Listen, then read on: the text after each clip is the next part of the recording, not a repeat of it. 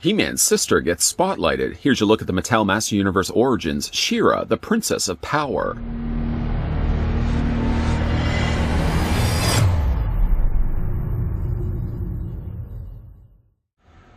Modernizing and celebrating the original 80s Master Universe action figures, Master Universe Origins gives you the power to pose Eternia's greatest warriors as retro-style figures, or in the new, action-packed battle positions.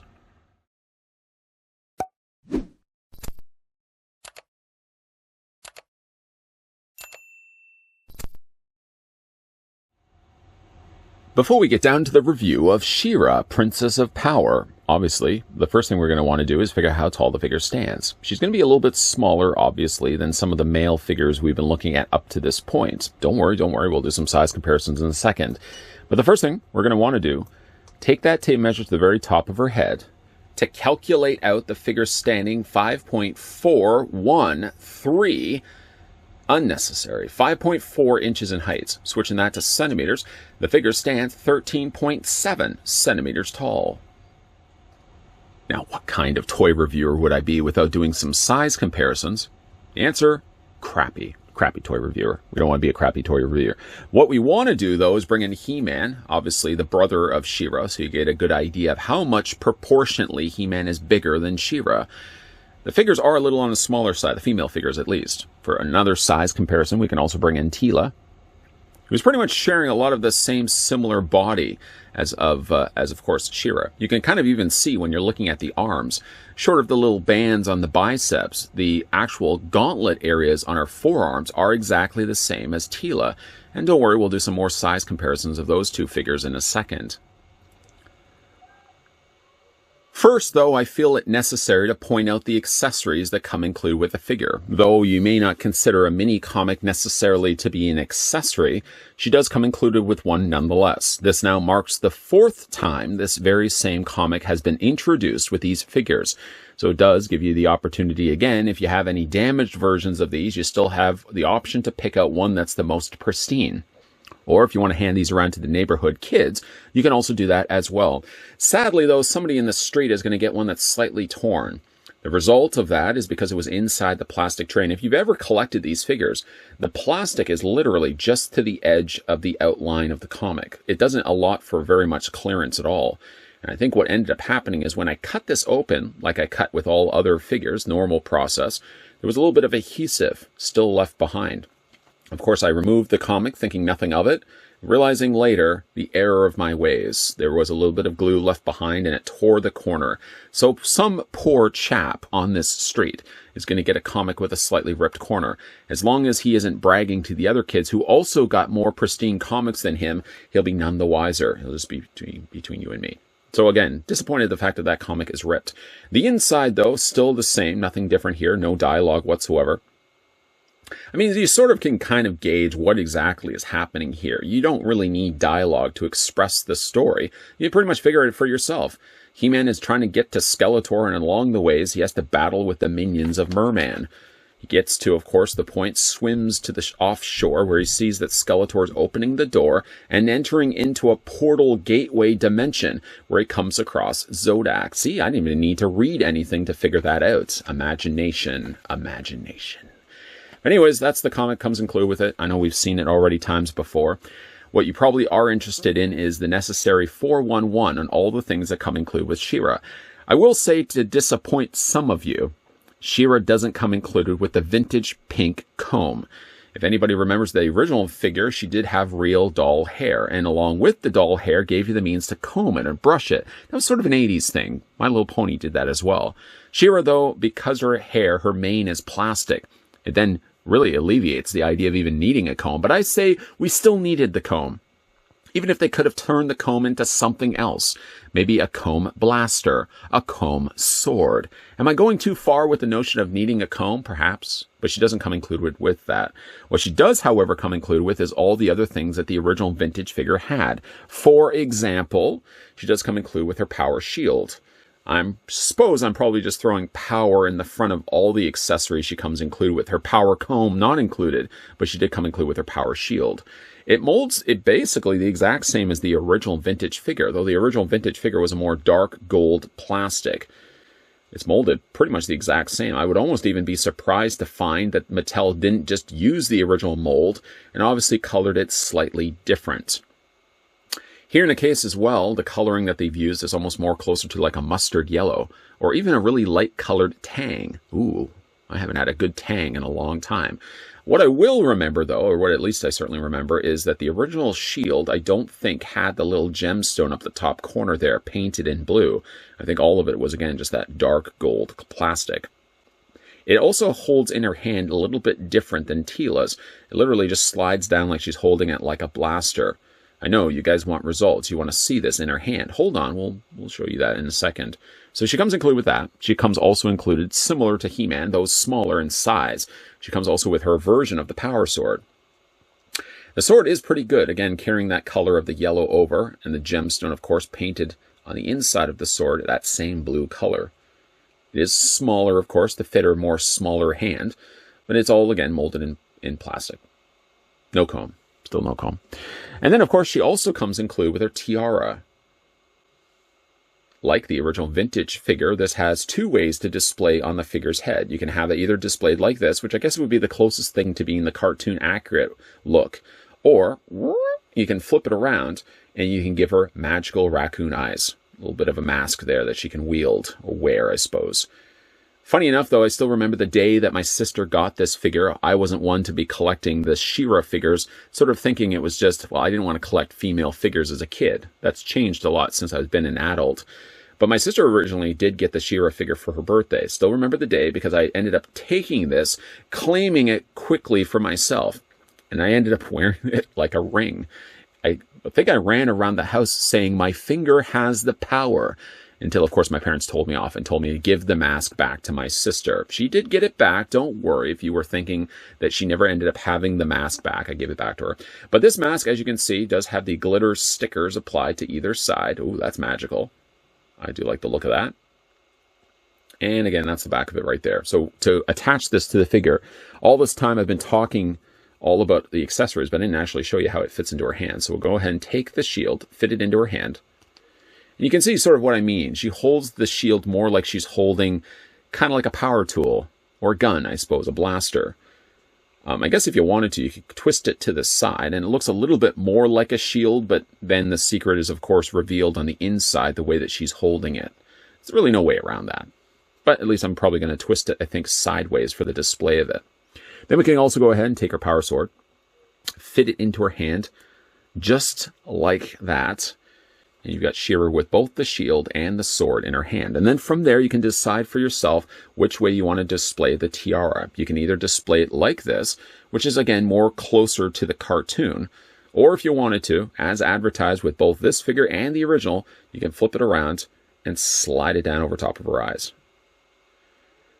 The way you're doing it currently, because she has a lot less hair to kind of contend with versus the original one that had a lot more doll hair, it sort of just rests on top of it. It kind of looks more like a crown from the side. But again, you can display the figure like this if you wanted to as well. Just get that a little bit lower down. There we go. It's entirely up to you. Of course, for me, I'd be decided to display it like this. I think that's just the most closest in proximity to the cartoon way that she looks. Anyways, let's go ahead and take the accessories out of her hand. Take those off, and put them to the side. A lot of really what you're seeing here on this figure is what we got with the original vintage figure, even like this meshing cloth that she had in the skirting.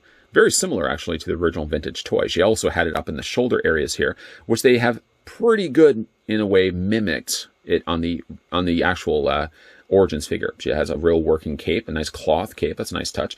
But sadly, no real doll hair. Would an expectation be too high to say that if they wanted to make it a true vintage figure, that incorporating doll hair probably would have been the best route to go? Now, Tila didn't have doll hair. She had the plastic molded hair, but She-Ra was a little bit different. And I suppose if you wanted to make it more closer to the vintage toy line, then why not? Bring back that doll hair. My Little Ponies, still the newer My Little Ponies, I've, of course, heard from friends. Yeah, heard it from friends. That the My Little Ponies still have real doll hair for their tails and manes. Why didn't they do the exact same thing for She-Ra? Really go all out with that vintage look for the character. I will admit, honestly, I don't know how crazy I am about the head sculpt. She's a little full in the face, and that's not so much the issue, but I feel like the face is just sort of bland. The eyes are okay, but there's something that's missing down here. Maybe it's this really small, pinched nose that she has. Obviously, I'm not going to display... I say obviously like you guys know what's going to happen, but I'm more inclined to probably display her with this, like that. And I think it kind of just absorbs some of the blandness to her face. I mean, if you just have the mask off completely, that tiara, I think it's just an okay head sculpt. The coloring of the plastic that they used for the torso piece clearly isn't the same color that they use for the arms and the head. The arms and head are using the flesh tone plastic, whereas here they look like they've actually painted the torso. And it does look a little off when you compare it to her face. She's got that little gemstone there in the center area, like the original vintage toy. And she also has the little gold. It's not quite even a belt either. It's part of her lower skirting. Now again, if we can reach off to the camera, pull off from the black hole that certainly likes to hold on to these figures. If we do a comparison with her and Tila, you can see what I'm talking about. Let's just straighten out her arm here. The arms are exactly the same, at least from the elbow down. From the bicep up, it does change because Tila does have the gauntlets, the little bracelets there on her bicep. She-Ra doesn't have that. As well, the lower legs, short of changing out the boots, are the same from the thighs, from basically like the thighs to the knees. I had wondered, actually, if I peeled this off, which looks like it's been glued in place, I have to wonder if perhaps they're using the exact... maybe they're not, because you can see kind of right up here, it's a little more cleaner. I thought perhaps they may have been using even the lower torso piece that Tila has, but that doesn't seem to be the case. Looking at the articulation here on She-Ra, her head does rotate back and forth. It is a little bit, it's not necessarily limited, but when you are rotating the head, there's just a whole lot of plastic going on here for the hair. It doesn't necessarily obstruct rotating the head back and forth, but I mean, it just sort of takes the land and swoops it. It's like a big tidal wave, just claiming everything that's in front of it. As you're rotating it, it just knocks the sleeves down. It ruffles up what you would call, I guess, her ruffled shoulder pieces. So I'm always sort of feeling like I have to keep bringing these up. For her waist, the waist swivels back and forth. Her arms hinge out. I find this one elbow right here, it's not loose to bend, but it seems loose when I've got a shield in her hand. It's really strange. The arms do go forward. They move back fine. They bend at the elbow fine. And you can also rotate the forearm fine. The hands rotate all the way around. You can hinge them also back and forth. For the legs, they split out. She definitely doesn't have the issue like Tila had. You can do a splits on the leg. There's the ball joints underneath there. Forward and back on the legs, she does bend at the knee. Rotate the lower leg, and she does also have foot articulation. These little, tiny She-Ra feet move back and forth, and you can also hinge them back and forth this way as well. She-Ra is one of those nostalgic figures, probably for different reasons. Not as a figure that I had as a kid, but certainly as a figure that my sister had, and I sort of lived vicariously through that. Just between you, me, and the other 7 people in this room, I'm just going to disclose something. When she wasn't around, I actually used to take She-Ra, and I had her playing along with He-Man. I would never admit that. I guess I can admit it to you, the room of the viewing audience. But as you can see, when you put her next to She-Ra, a lot of the same similar molds get carried from one figure to the other. Common practice, of course, when we look at these Mattel Master Universe Origins figures. She-Ra I like in the sense that she's very much like her vintage figure. They have made some improvements, of course, when it comes to her head sculpt, which I'm not super crazy about. I think she's one of my least favorite head sculpts that we've seen so far in the Masters of the Universe Origins line. Boy, do I ever feel better getting that dark secret of my past out in the open. I feel like a real weight's been lifted off my shoulders. Yes, possibly as a small child, I may or may not have borrowed my sister's She-Ra, with the intended plan of joining the forces of He-Man to battle the evil hordes of Skeletor, because I didn't have a Hordak back growing up. Speaking of Hordak, though, Hordak is already released in retail stores right now. Of course, he's selling out, so the chances of this humbled reviewer probably picking up the next wave, or the wave after that, or the wave after that, won't be done by going to local retail stores. I'm probably going to have to check online and pay a little bit more for these figures. Some people have said that here in Canada, there are figures that are popping up in retail stores. I don't know where you're looking. I can't seem to find it unless I'm looking in all the wrong places. She-Ra, though, I hope continues the trend of getting more Princess of Power figures. I mean, after all, I don't expect every single character that's made the cartoon to be released as a figure, but at least some of the notable characters would be good as well. And after all, if He-Man is going to come include with Battle Cats, you'd hope at some point She-Ra would come with her trusty steed, Swiftwind. You know, speaking of borrowing, I can't help but think that my daughter has a Barbie Pegasus horse. I wonder if I could just possibly borrow it for the... Okay, I'm going to stop my train of thought right there. You're not borrowing your daughter's Pegasus horse to be displayed with She-Ra.